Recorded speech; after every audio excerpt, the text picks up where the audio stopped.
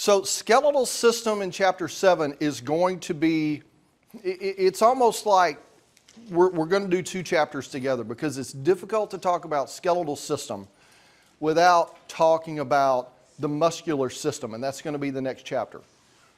You cannot get work done without a skeletal system. Have you ever heard that before? Normally, if you think about getting work done, what system do you think about? Muscles. All muscles do is contract. They're the engines. The bones are the levers that enable the muscles to accomplish the work. So they really both go together, but we've got to start with one versus the other. We will cover both. So your skeletal system and the functions of the skeletal system. Your bones provide protection. And when we talk about protection, which bones come to your mind first when we talk about protection? Your ribs. Your ribs are protecting your lungs, they're protecting the heart. What's another one I heard? Sorry?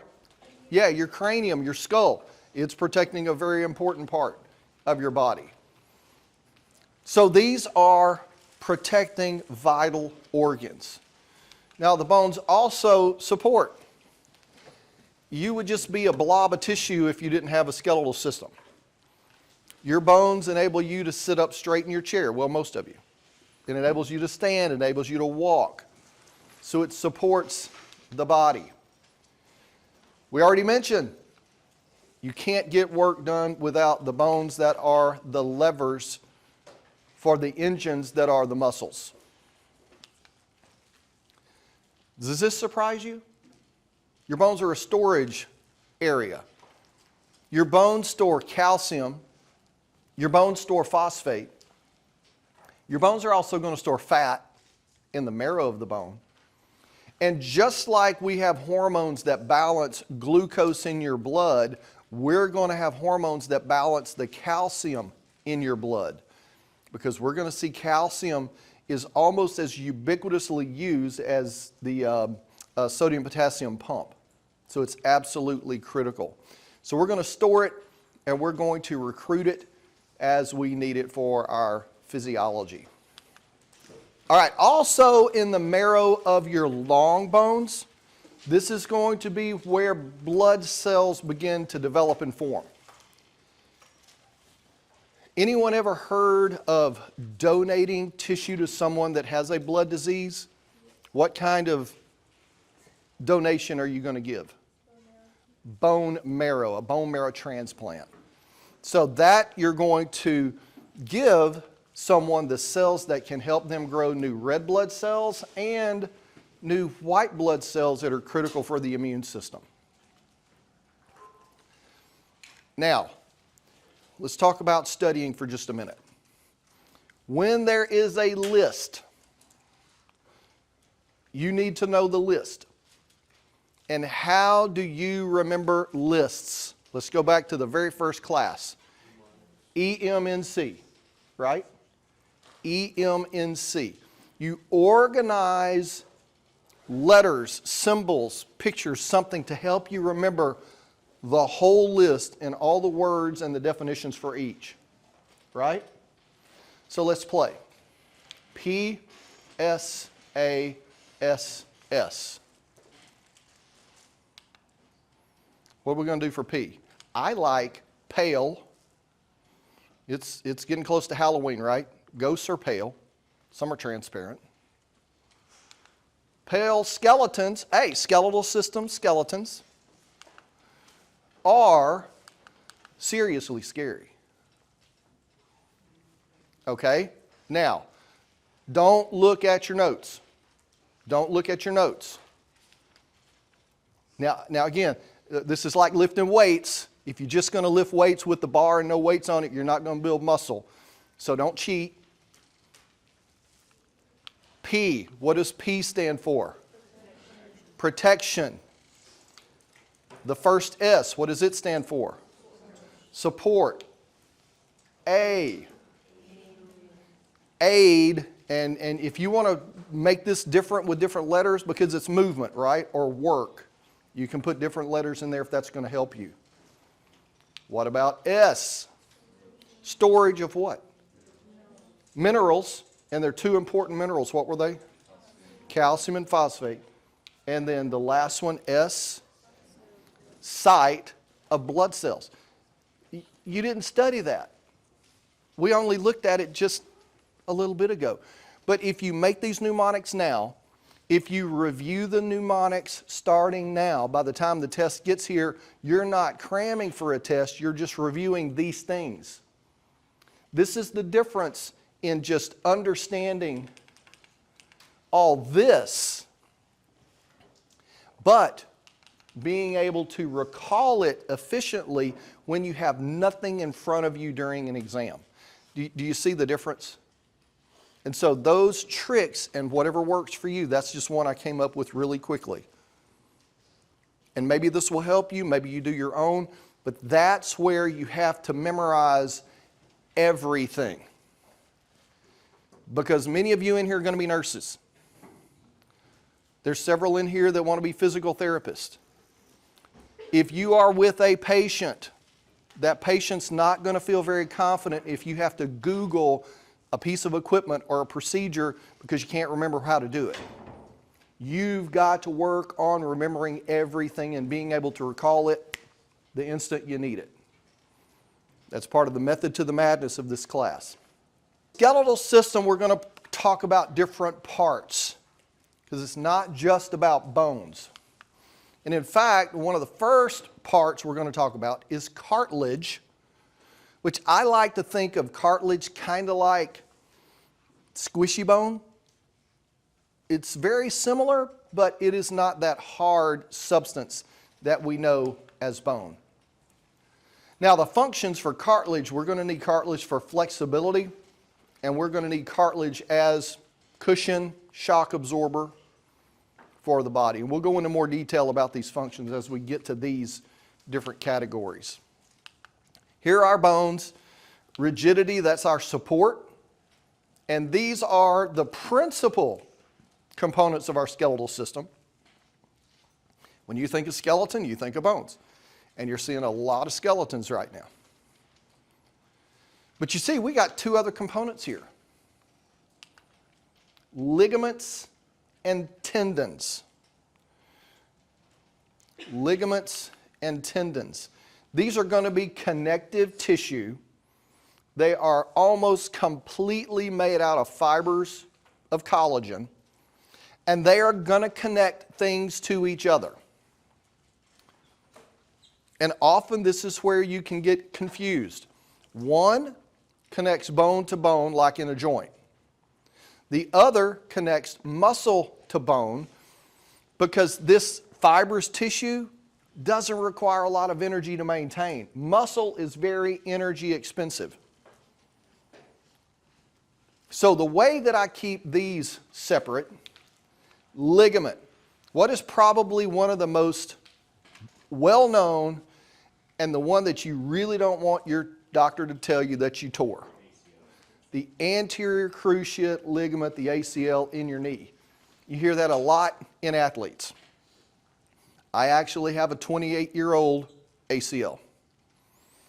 Tore it up in high school, finished it off playing rec center softball. A ligament is stabilizing the bones in your knee. So ligaments connect bones to bones.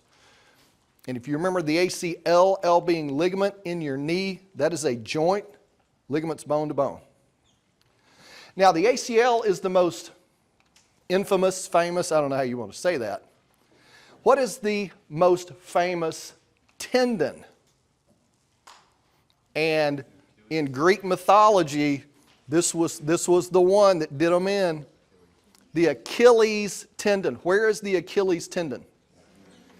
It's on the back of your ankle. Now, if you don't know Greek mythology, maybe you've seen Kill Bill.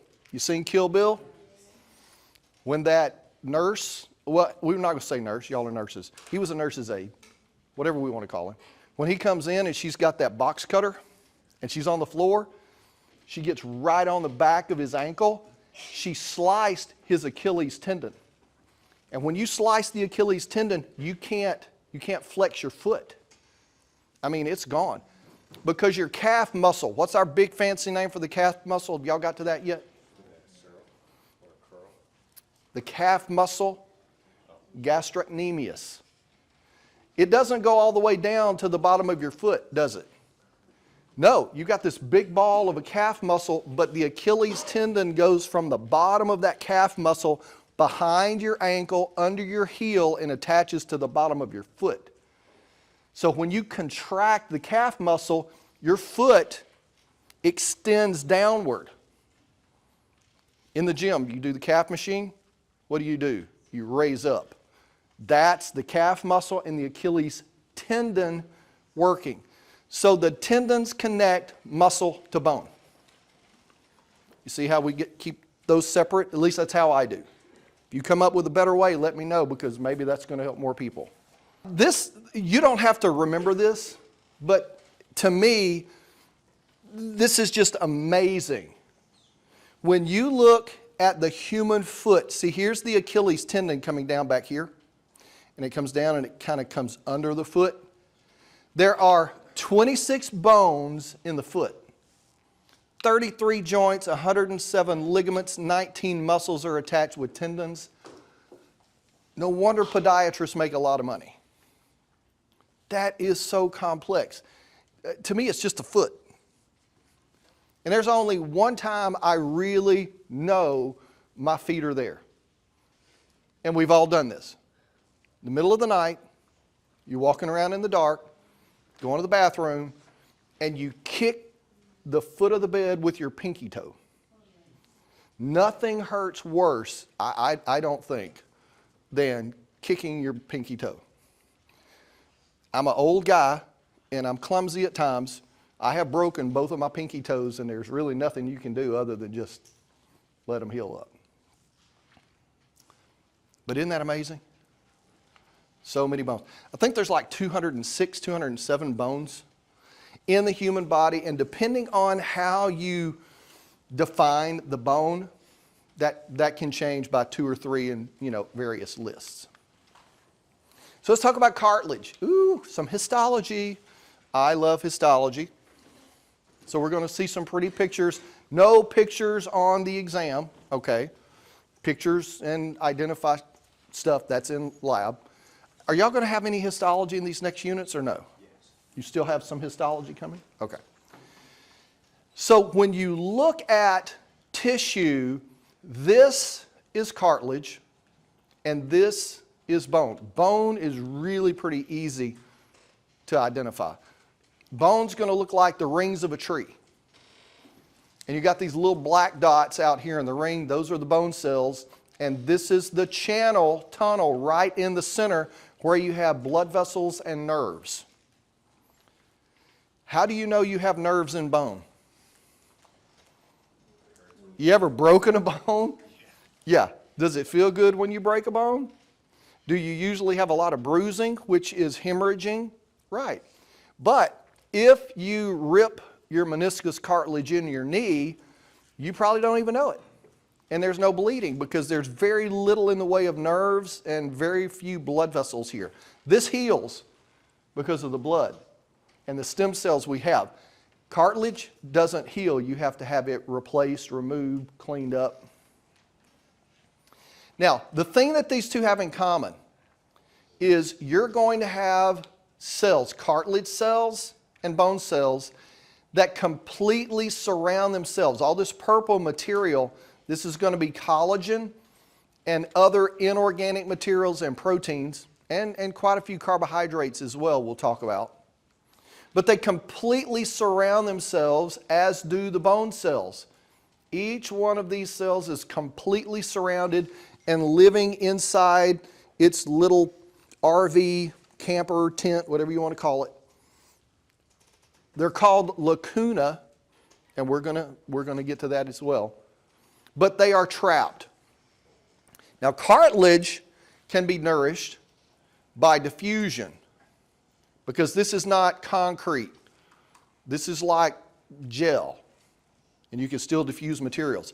Inside this hard bone, we're not going to have a lot of diffusion going on. Early on in development, you will, But in the adult bone, not so much, and we're going to see how these cells live within this basically entrapped concrete.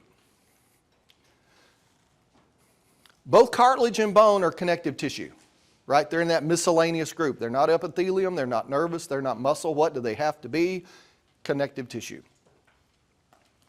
And so cartilage and bone, we say, are specialized connective tissues because they're just not the collagen and the fascia and that sort of thing.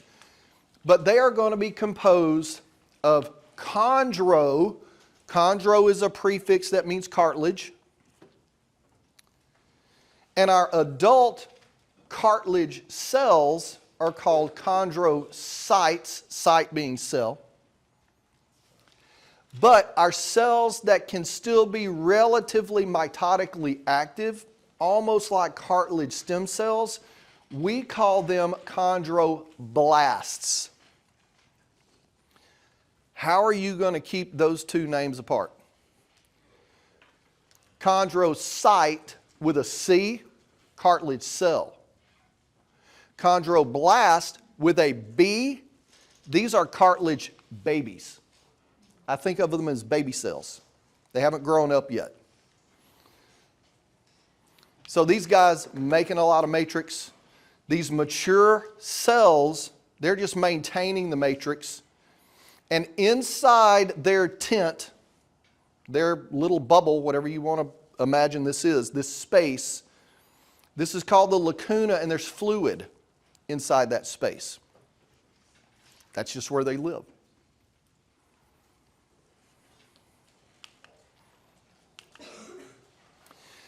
Now, the material that surrounds the chondrocytes, this material that the chondroblasts are producing, remember we said it was like a gelatin, a gel. And because of the protein and these long chains of sugars that are attached to the protein really organizes the sugar. And the sugars are the important component of cartilage. A little bit of chemistry. This is a freebie, however. There is an element that is present in abundance on these sugars, and that element is sulfate. A lot of sulfates on these sugars, a lot of these sulfated sugars on the protein, and a lot of these proteins in this gel. Does sulfate have a charge? Yes, sulfate has a charge. It's a negative charge. And since sulfate has a charge, can you think of another molecule that could create hydrogen bonds with that sulfate? It's a hydrogen bond. Water. Water likes being attracted to charges. You know, water attracts to other water molecules because of the charges. So these sulfated molecules that completely fill the cartilage, they sequester water. And they keep a lot of water in the cartilage. What is going to be the advantage of having a lot of water in the cartilage? You can compress it, but you're not going to completely flatten it. You are so fortunate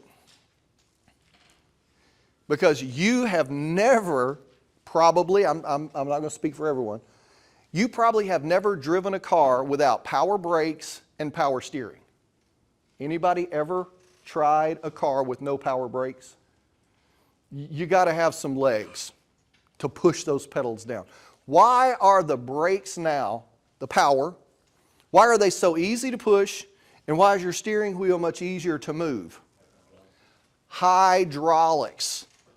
You've got fluid within the engine of your car in these hydraulic lines. And when you push that pedal, you're compressing the fluid, but the fluid's not going to compress more than a certain extent, and it's going to push on the mechanisms of the brakes. It's going to push on the mechanisms of the steering column. Just like when you try to compress the cartilage, it's not going to go very far, and it's going to be that shock absorber. And one of the places we are really glad we have these shock absorbers are in our joints and between the bones of our spine, our vertebrae. Because right now we got gravity continuing to pull down on those vertebrae and trying to squish that cartilage between. And if you ever want pain, I haven't gotten there yet. Both my parents had arthritis, so I think I'm destined for it. But arthritis is where a lot of this cartilage deteriorates over time and you get bone-on-bone contact. Remember we said bones have nerves in them? And if you get bones and bones rubbing together, apparently it is excruciatingly painful. So we like the cartilage. Now we've got those molecules that have all that sulfate that's keeping the water in. We've also got this rebar, these fibers. We've got a lot of collagen. We got elastin. Collagen is going to resist stretch. It says it has a tensile strength. You're not going to break it. You're not going to stretch it. It's going to keep everything in place. But then you've got elastic too that's going to allow it to be stretched and rebound. So cartilage is flexible. This is that sulfated. This is a big fancy name. We're not going to get to the GAG. This is what I did my doctoral dissertation on in heart development. But GAG stands for glycosaminoglycans, and we'll just be done with that. Okay. The important part is you got a lot of these sulfated sugars that are attached to the protein. Now, this is an illustration showing the fibrous collagen that's present in this cartilage matrix. And then here you have the dark purple lines are the proteins. And then you've got these other proteins that are attached. And all these little hairs are these long chains of sugars that have all the sulfates in them. What does this purple thing kind of look like? Pipe cleaner. You know, when you go into a research lab, you think of a bottle brush. And so that, I hope you can imagine, all of these things being completely loaded with sulfates. And some of these long, long chains of these molecules can be as big as a bacteria in your cartilage. That's going to attract a lot of water. So once again, here we have, this is an electron microscope view. Here is the collagen, and you can see these threads, that's going to be the protein. And just the little fuzzy look, because they're so thin and so small, will be all those sulfated sugars that are attached, holding the water in. So basically making cartilage a hydraulic tissue, resisting compression and providing you with that support and the cushioning. So cartilage, we don't have blood vessels. There's some blood vessels on the outside, but within the cartilage, no blood vessels, because through that really hydrated gel, I've heard it compared that the cartilage matrix is kind of like the meat of a grape. When you slice a grape and look at it, it's not solid, but it's not just fluid either, but it's wet and squishy. So you can get a lot of diffusion through that matrix. No nerves, so if you damage the cartilage, you know, you're not going to be in any pain. You're not really going to know it. But all of that water and the fibers are contained by basically, it's like a capsule. We call it a membrane. And a lot of collagen, this membrane is called a perichondrium. Now, what did we say chondro meant?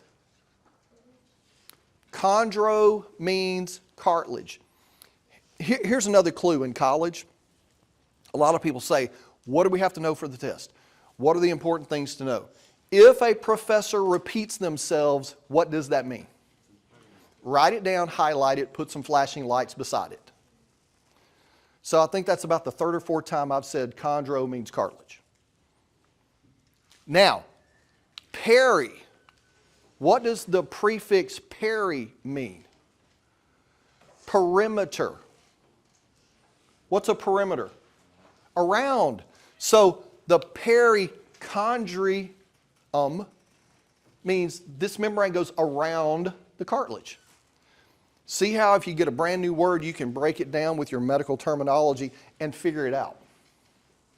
So that's going to keep the water, keep the fibers, everything organized inside. And we have an outer one that's got a lot more fibers. And that's where we see some of the blood vessels that are going to be close enough to allow the diffusion of nutrients in and the diffusion of waste out of the cartilage into the bloodstream. And then we've got an inner perichondrium that's composed of cells. This is the chondro. What's chondro? Genic or genesis. Beginning. So these are the cells that make new cartilage. Chondrogenic, we're making new cartilage. And so if we look at this, we've got our fibrous perichondrium here at the very top. The outside of the cartilage is going to be up here off the screen. But then we start to see some of these really kind of flat looking cells in these little spaces. These white spaces, those are the lacuna, the bubbles that the cells live in. Here we can see these bigger ones, and this is going to be a chondrocyte, completely surrounded by all this matrix. These are our chondroblasts, and we can't really see the cells all that well in here, but they're a very different shape than we see down here.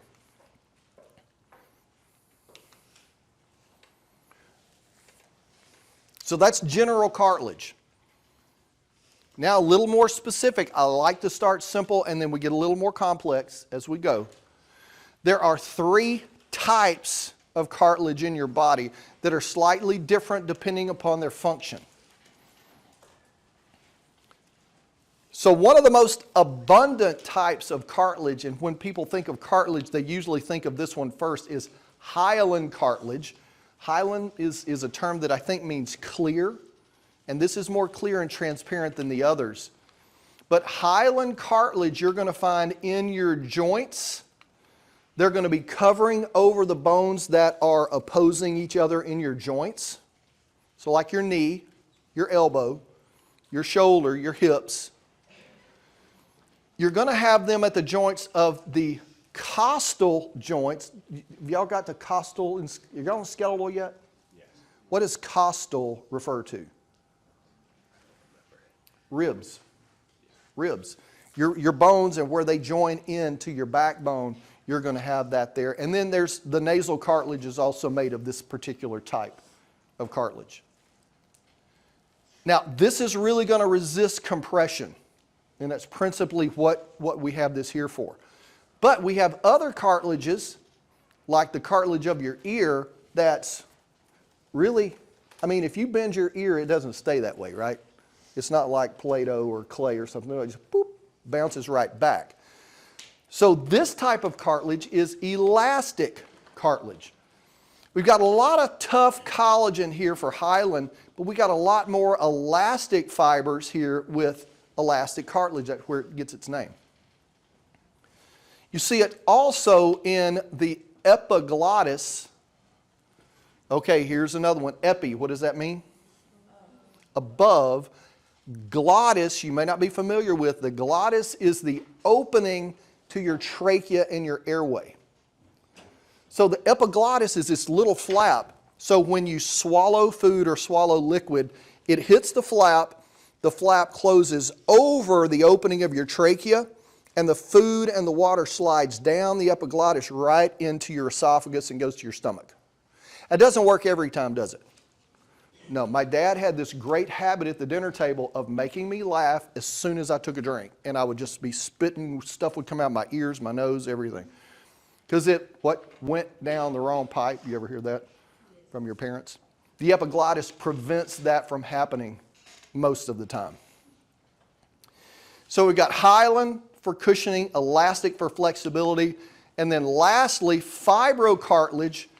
This one is going to be the most resistant to compression, and we're going to see this between our intervertebral discs. And ladies, you're so glad you have a fibrocartilage joint. This fibrocartilage joint is in your pubic symphysis.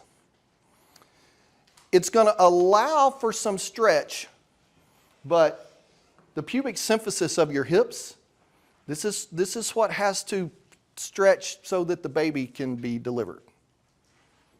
And that's where we have that joint in the fibrocartilage. So these are our three types. These are where we find them and sort of the function of these in these different parts of the body. Now, just like we had our pale skeletons are seriously scary, how are we going to remember our three types of cartilage? Hips, ears, and my freaking back. You can make what you want, but I'm using the first letter, hips, because you've got that joint. This is the shoulder. So if you just remember, I like keeping the H because what's the H here stand for? Highland. Don't look. Okay, don't look. Work those muscles. Ears, what's the E? Elastic. And then freaking back, fibrocartilage. Is this starting to click a little bit now? Making out all those hundreds and millions of note cards, rewriting your notes over and over and over. To me, this gives you more bang for your buck. And if you start doing these things now, again, it's going to help you as you get closer to the time for the test. Use these if they help, but make your own is even more helpful because that's going to be important to you. All right, we got cartilage. Now let's go to bone.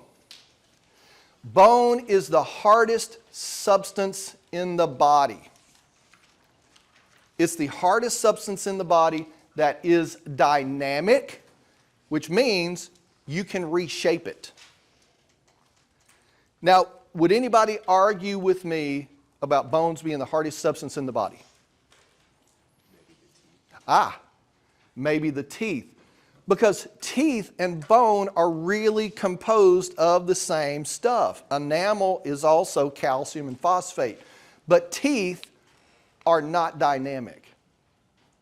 If you get a cavity, is that just going to fix itself and grow back?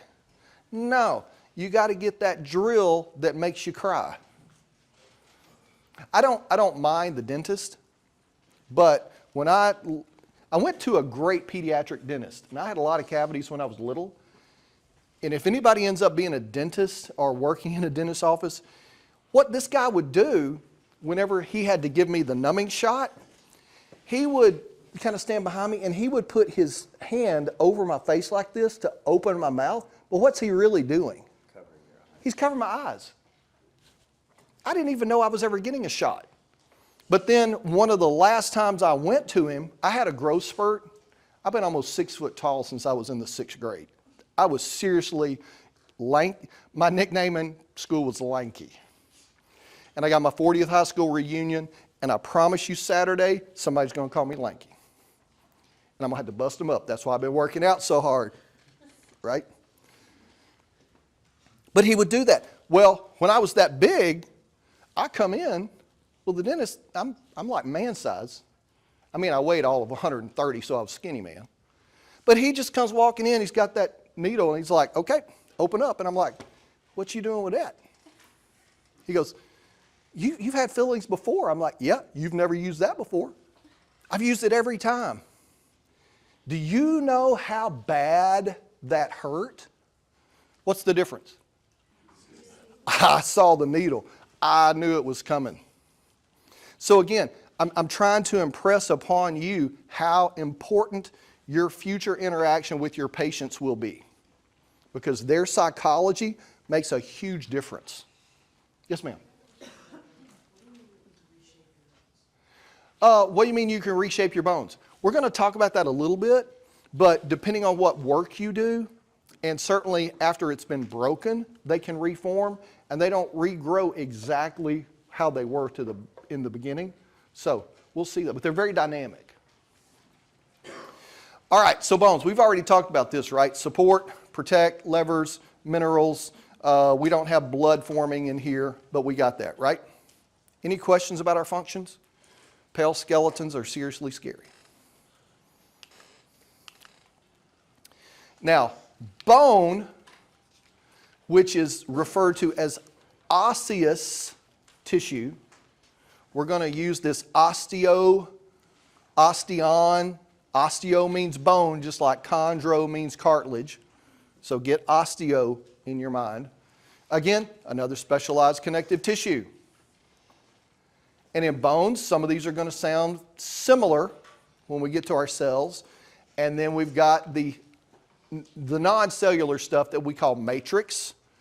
Extracellular, I think I didn't explain that term before. Extracellular just simply means outside the cell. So extracellular matrix is the stuff outside the cell. So here's a bone cell. This is a colorized scanning electron microscope picture. Here's a bone cell. Here's the extracellular matrix.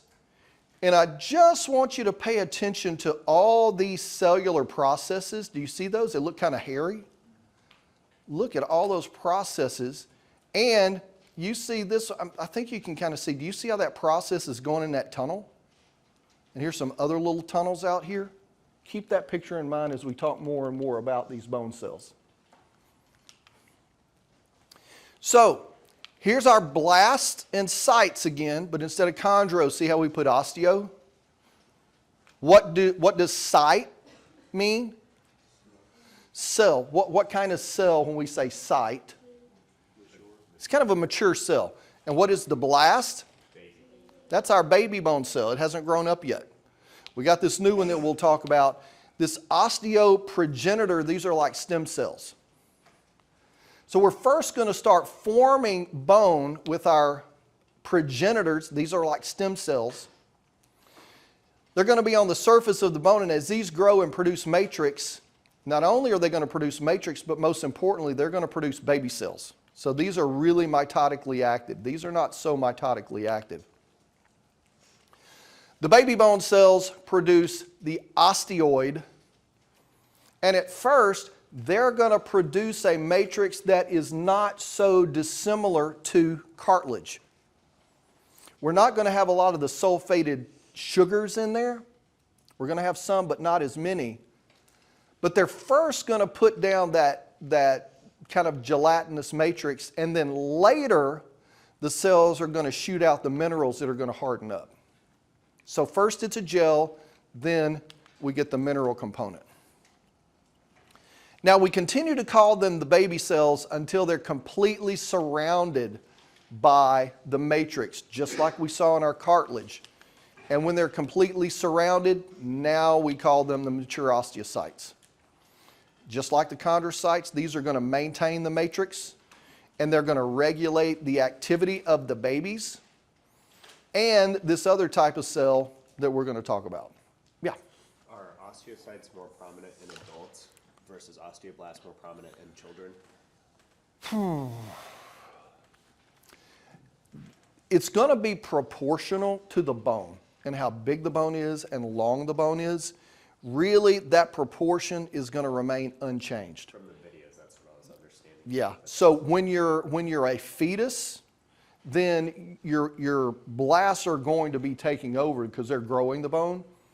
But I will say principally once you get through puberty and you get into your 20s, that proportion is going to be maintained. And really that proportion is probably going to be similar early in your childhood. Puberty, of course, it's going to go through the roof because you're growing bones at a crazy rate. And then when you're an embryo and a fetus, we're going to have a lot of cartilage first, then bone. And so that gets a little more complicated. Okay. So we got the baby cells, we got the stem cells, the babies, the mature cells, and now these guys. The blasts make matrix. The baby cells make matrix. The osteoclasts, and I yet to have a way to come up with my mnemonic for these. Osteoclasts, to me, look like those scrubbing bubbles on that bathroom cleaner stuff. You know what I'm talking about? The little bubbles, they run around in your bathtub and run around in your toilet, and they leave a clean line behind them. These guys are the scrubbing bubbles in bone because they remove bone. Wow. Why would you ever want to remove bone? damage and remodeling are the two things. But you mentioned aging. Ladies, unfortunately, you've got something else to think about in your future later in life. What's one of the diseases that hit older women most often? I heard it. Osteoporosis. Osteo means what? Bone. Porosis, pore. What is a pore? A hole. So osteoporosis is bone that just gets a lot of holes in it. Because of the change in hormones after menopause, hormones are critical for the balance between the babies and the scrubbing bubbles. When that hormone gets out of balance, the babies don't do as much work and the scrubbing bubbles do too much work, and you end up getting holes in the bone and the bone gets weakened, and it can lead, the disease itself is not bad, but how many elderly people do you hear about breaking their hips or breaking the bones when they fall? Oftentimes when you have a geriatric patient with a broken hip, that's going to be a fatal condition. I mean, honestly, because that is a symptom of a much more serious underlying condition with the hormones, with the condition of the skeleton as a whole.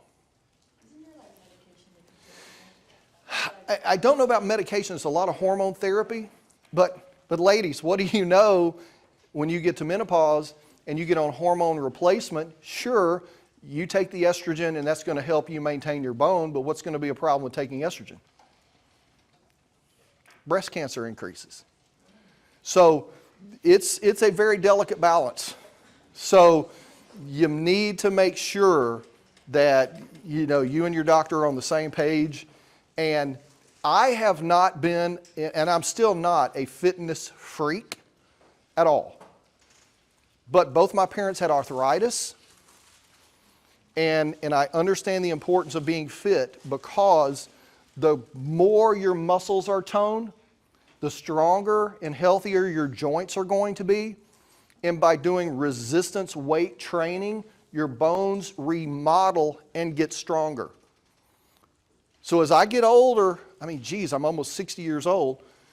So my bones are getting thinner just naturally. But by doing the resistance weight training, I'm forcing the bone to build itself back to support what I'm doing. And in that way, hopefully I can head off the arthritis, I can head off any sort of joint disease and brittle bone disease. So, again, I don't mean to get on my soapbox, but I'm getting on my soapbox. Develop those healthy fitness habits now.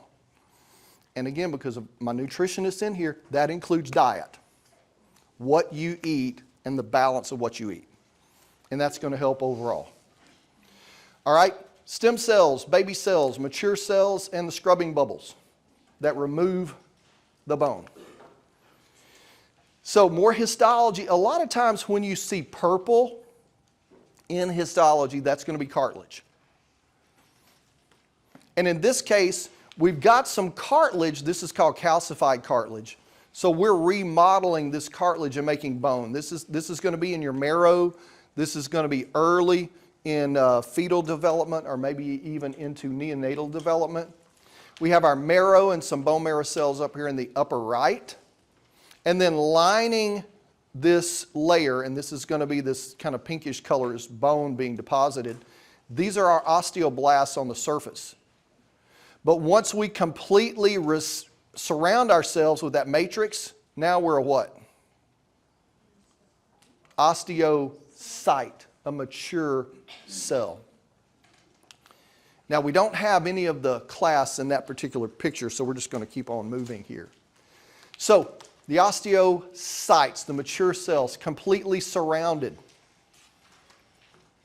Now, remember, bone is hard stuff. You ever seen a bone? You ever give a bone to your dog? Bone is hard. You are not going to diffuse materials from the blood vessels on the outside of the bone all the way to the middle and deepest layers of bone. But the cells have to be nourished. They have to exchange wastes. And so the way that this has happened, if you think back to that first picture, the orange cells surrounded by that yellow stuff, and the cells had those processes going through those tunnels. Osteocytes have developed basically a bucket brigade. Do you know what the bucket brigade is? Yes. You ever watch all those old westerns when the church, somebody sets the church on fire, and then all of a sudden they have all this line of people and they're passing the water buckets to put the fire out? All of the osteocytes are interconnected to their neighbors by these processes that run through the tunnels that are called canaliculi. That's plural, a canaliculus is one. The processes run through these tunnels, and the processes interconnect with a process from the adjacent cell. And you have these junctional complexes between these two cells that are like membrane tunnels. They're called gap junctions. That's a freebie. And basically, the material that one cell gets can be shared to the next cell, can be shared to the next cell. So the cells closest to the blood vessels take it all. They use just what they need and they pass the rest on. The next one uses some, passes it on. And that way, all of the cells are indirectly connected to a blood vessel. Now, inside the lacuna, the tent, the bubble that the bone cells live in, again, we've got fluid, and this is going to be called the peri. What does peri mean? Around. Osteo, bone, cytic or site.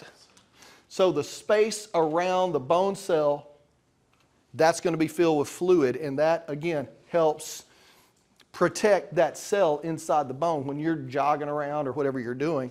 And in fact, if you added up all the fluid just in those spaces within the bone, it's almost going to be 1.5 liters of fluid in your body. Sorry? That wouldn't hurt. Yeah. So this is a picture where they've shaved the bone down to where you can see 3 of our osteocytes. And you can see this portion of a lacuna, and the space in here, that's the periosteocytic space. Here's an adjacent periosteotic space, and here is a process interconnecting this cell to this cell. I can't tell if we can see a direct process interconnecting these, but we really can't see. They've dissolved the bone down to this level, so you're just seeing the soft tissue. But that's how the cells stay attached one to another, and that's how the cells survive in this really rock-hard concrete calcium phosphate matrix. Now, this is more like what you might see in a light microscope in lab. Again, the blood vessels live here. Here you can see a ring of osteocytes. There's another ring of osteocytes out here. And you see the little hairs? Those are the tunnels filled with fluid, and maybe we're staining some of the processes as well of the cells. But basically in histology, you call those dark lines the canaliculi. It's important for my senior pre-meds to know canaliculi is the tunnel, not the cell processes. But we're just going to call these canaliculi for us. So this cell reaches out, gets what it needs here, uses it, transfers some to here. This cell transfers some to here, and on and on and on. Well, this is called the central canal, and you can see how huge this is. We have other canals that are perpendicular to these that are smaller, but yeah, these are very, very, very small. Now, again, look at some histology of bone. This is going to be our marrow. So we've got a cell completely surrounded by bone matrix. What do we call that? Osteocyte. Here we have a cell on the surface putting down new bone. That's our baby cell. And all of a sudden you see this really ginormous cell that's got multiple nuclei, and it sets in this depression. This depression wasn't there before the cell got started and started eating away this bone. That's the osteoclast. And Dr. Hauschip is the one that first described this, and so this lacuna underneath an osteoclast is called a house ship's lacuna. That's a freebie. You don't have to know that one. So, out of like, this is a random question, but out of the 4 types of, osteomas or bone cells, which are the most susceptible to cancer? Man, which are most susceptible to cancer? It's going to be the blasts or the sites. These are somewhat protected. They're inside. If they do anything, they're not going to get out because they can't degrade the bone. These, any cell in your body can become cancerous, but I would think it's going to be the clasts or the blasts. All right, let's look at the non-cellular stuff of bone, the hard stuff. Again, here's our lacuna cell inside. There you can see the cell processes, so all this matrix out here. So the majority of our matrix, the organic part, that means what? When we say organic, what are we talking about? Carbon molecules. 90% is going to be collagen. Again, it doesn't stretch, so you got a lot of strength. Collagen is the rebar that we have in our bone matrix. Then the inorganic, and what is inorganic? Lacking carbon. Yeah, I mean, if organic means carbon, inorganic doesn't have carbon. And this is a big fancy formula that you don't need to know. The important part about this is you got calcium and phosphate. This material is called hydroxyapatite. That's the hard stuff that gets secreted out around the collagen fibers, and it makes it hard. This is the concrete. This is the rebar. And once you have both together, yeah, you've got something that's really going to support your body and protect your body. So here, man, you got a broken hip. When you lose the collagen, and the collagen is principally going to be lost if you start degrading the bone away, then you're going to have brittle bone disease. If you have insufficient calcium to remodel and put down new bone, then you're going to end up with flexible bones that can bow. Now, what's the principal problem here with these children? Especially look at their bellies. This is malnutrition. And in this case, the malnutrition and this has resulted because they're not getting calcium in their diet. Or they're just not getting enough diet, period. If they were to get a better diet, would they be able to have a normal bone structure later in life? Oh, it depends on how long their bones have been this way, because they're growing, they're kids. And it just depends on how much damage has already been done. It can be reshaped to a degree, but it just depends on the severity. The remodeling, let's see. Let's talk about this and then we'll get to where I was going. So with this dynamic aspect, we're going to have the osteoblasts continually laying down new bone. And this is where vitamin D comes in. If you don't have vitamin D, then you're not going to be able to absorb as much calcium into your body and use it effectively. And then you got the osteoclasts that are removing the bone and continually remodeling that bone. This is sort of an evidence of the dynamic nature of bone. Archaeologists in Egypt, when they look at bones, unless like Tutankhamun, you've got this big gold mask and you know you're a pharaoh. When you just find bones in Egypt, how do you know when you're looking at someone that was really high ranking, in the elitist class versus those that were slaves? It's more bone structure and different. So what they have discovered, when you look at the femur of slaves, what they have found is that the inside wall, the medial wall of the femur, is really, really thick. Compared to a pharaoh that the walls are pretty much the same all the way around. So they can deduce from that this particular individual had to carry a lot of weight for a long time. They were a slave and they worked for years and years carrying this heavy weight. And the bone, because of different receptors in your body and in the bone, sensed this added stress on the inside of the bones because this heavy weight wants to make your bones go out. So the bones and the continually reshaping and the dynamic aspect deposited more bone to resist that outward pressure because of the heavy weight pushing down. That's an example of how that can be dynamic. Oh yeah, they've lost. I mean, you don't have the calcium to be able to add more bone. Right, and your body, I don't mean to say your body is insidious, but when you don't have enough calcium for everything, your body's going to say, look, we got to have calcium to keep our muscles working, including our heart. We got to have calcium to keep the nervous system signaling. We need nerves and we need muscle way more than we need bones. So we're just going to keep pulling this calcium out of the bone for these more important operations. It's kind of like frostbite. You're losing too much heat. Your body says, well, if we have to sacrifice our fingers and toes to keep our core warmer, then that's what we're going to do.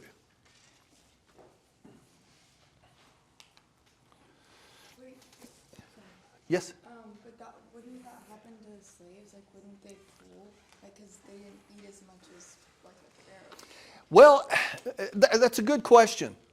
But wouldn't the slaves be malnourished because they're not going to eat like a pharaoh? Well, maybe not so much like the pharaohs, but I think of Roman emperors. They didn't eat healthy diets. What did Roman emperors eat? Anything they wanted. And they've always got the wine, and anything they wanted. But in Egypt, they knew that the slaves were their workforce. They were like their thoroughbred racehorses. If they didn't have healthy, productive slaves, they weren't going to get their pyramids built. So the slaves, and I think we use that term, I don't know if we have a really clear aspect of it, but these were hired workers often, more so than slaves. And so they were hired to do this job, and they were well taken care of. They had to be, or else the work wasn't going to get done. But that was a good question. So we have different categories of bone in our body based on their shape. We're pretty good with the long bones, right? What are some of our long bones? Femur, thigh bone. Humerus, upper arm bone. Radius, ulna, tibia, fibia. These are going to have a long shaft, and we're going to look at this a little more too, called a diaphysis. And the two ends are called the epiphyses. There's our epi again. Epi is above the physis. I haven't figured out yet the dia, what that means. I would call this the hypophysis, but anyway. We got another hypophysis in your body, so we can't have that word twice. We're going to have a lot of our blood formation happening in the marrow of our long bones. Short bones. The shortest bones we have are the carpals and the tarsals. Where are the carpals and where are the tarsals? Okay, we're talking about sort of the metas. Metacarpals, metatarsals are wrist and ankle. Carpals in general and tarsals in general, okay? What do you have to use to drive your car? Carpals, your hands. And if you had to say what your tarsals were closest to, they're closest to your toes. Both start with T. But really, honestly, if you remember carpals driving your car with your hands, the tarsals are the other one. They're in your feet. So you just remember half and know the other's the opposite. We've got flat bones, which are your skull bones, cranium, brain case. We have these other bones that you really can't describe their shape, and our vertebrae, they've got all kind of processes and spines and a central column. So they're called irregularly shaped bones. And this, I think it's S-E-S-A, sesamoid bones. Sesamoid means you've got a bone developing within a tendon and connected to the tendon. And this is your patella. What's our layperson's name for patella? Kneecap. at your kneecap. So these are the different categories of our bones based on their shape. So long bone for the femur, irregular bone of our vertebrae. I think you can see why it's so irregular. The flat bones of our skull. Then we've got our tarsals down here. We've got our carpals up here. And then we have phalanges both in our fingers and our toes. I don't know why they didn't name them separately, but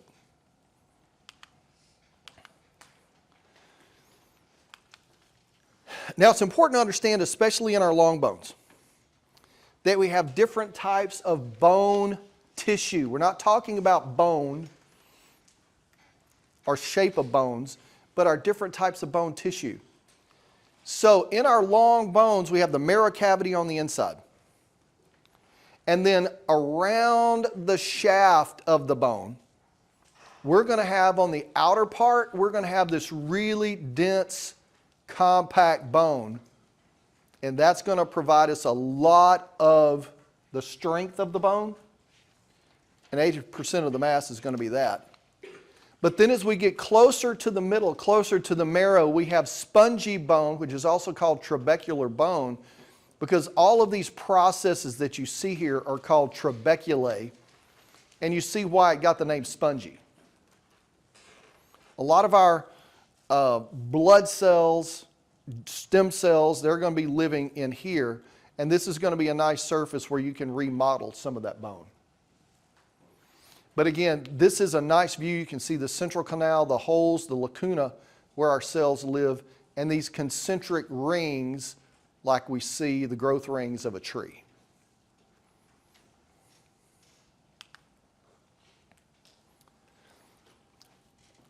Now in this illustration, what they've done is they've highlighted in yellow 4 of these concentric ringed units.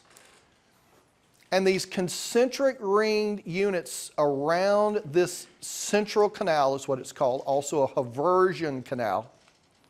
This is referred to as an osteon. And each one of these rings is going to be laid down by another series of our osteoblasts, then sites. And these are going to be columns that run through the length of the bone and provide a passageway for the blood vessels and the nerves. This is going to be in our compact bone. Some look very irregularly shaped. And often you can find an instance where you have an osteon. You see we had a central canal, but you see how it's not complete over here? It's like this osteon is on top of this one.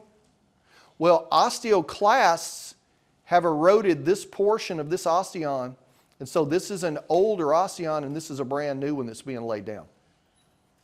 Again, kind of pointing to the dynamic nature of how bone is remodeled, resorbed, and new bone is put in its place, depending on the stresses that you're imposing on the body. So that's not constant? Oh, it is constant. Yeah. To what extent you're remodeling or shaping, that depends on what you're exerting, forces you're exerting on your body.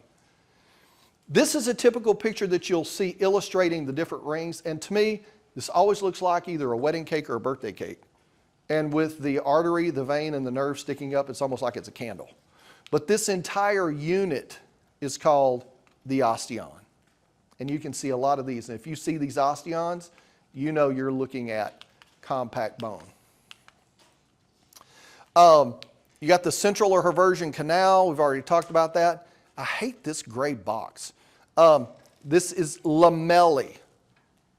Lamellae. And each one of these rings, these concentric rings, deposited by a group of osteocytes, those rings are called the lamellae.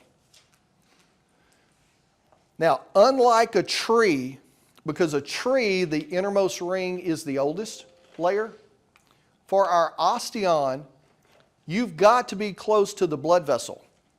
So we first deposit this outermost ring, because it's originally this central canal is huge, and with each consecutive layer, as you begin to lay down more and more and more, the diameter of that central canal gets smaller and smaller.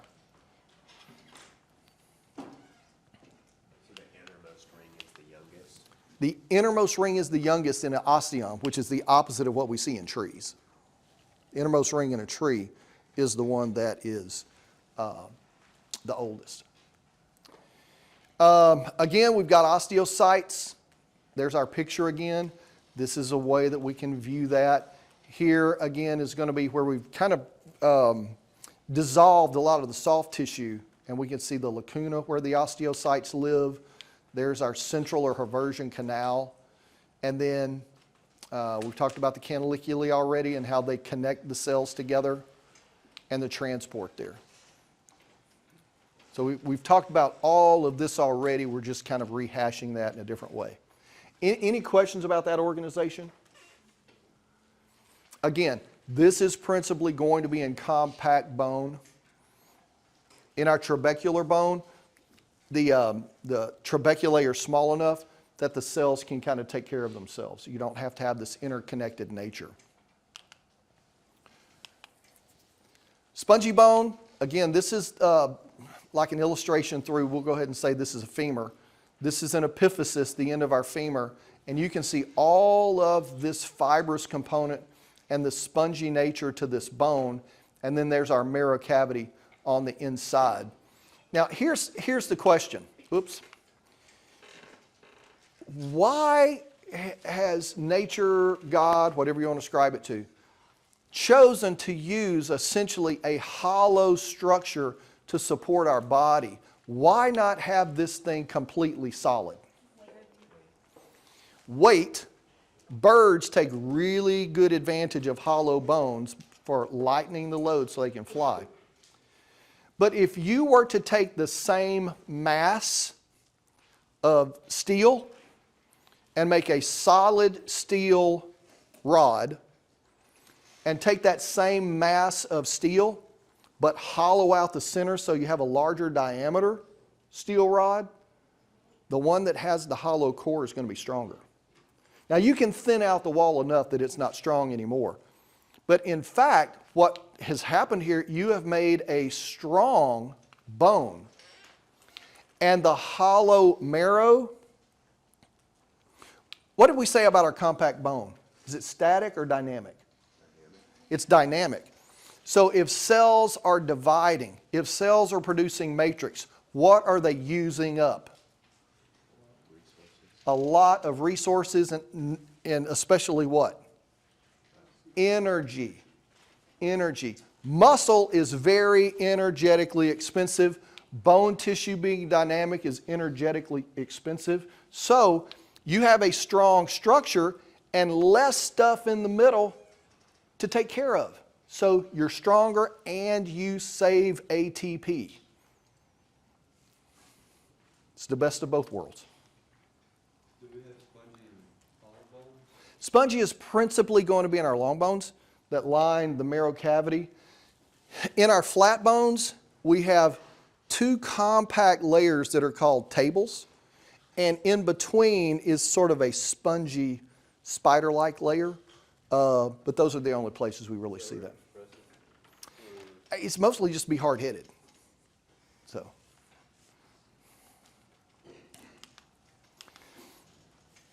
All right, so here's our long bone. And the shaft, remember, diaphysis. Long bones, support. We're going to be using it to get a lot of work done. We've got muscles attached to this thing, so we're doing a lot of work. Remember, our compact bone is going to be the outer portion of the shaft, and the inner portion, just before you get this adjacent to the marrow cavity, that's going to be our spongy bone.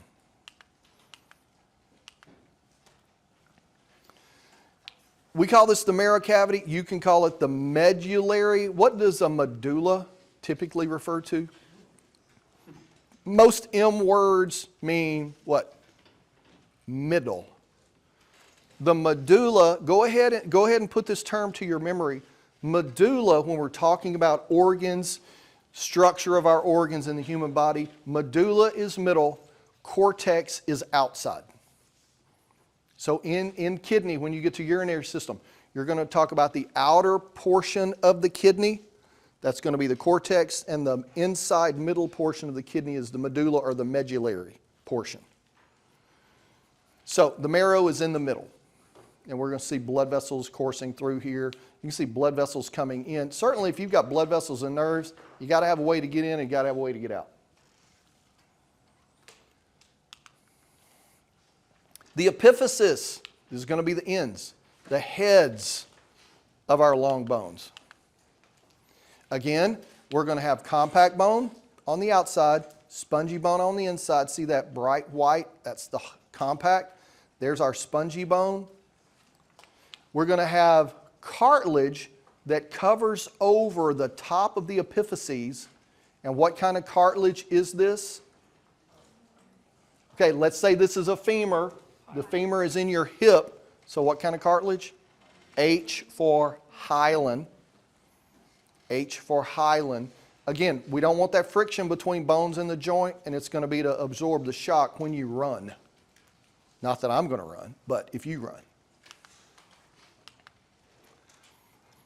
Now, we have this middle region. Again, a lot of M words mean middle. Meta is between. And in this case, we have the metaphysis. So it's going to be right in this region here. And in this metaphysis between the epiphysis and the diaphysis, this is where you have the epiphyseal or the growth plate. That line right there is going to be our epiphyseal or growth plate. This growth plate is comprised of hyaline cartilage. Now, do we have, okay, I don't mean to single, okay, I'm not going to single anybody out based on age. I no longer have a growth plate.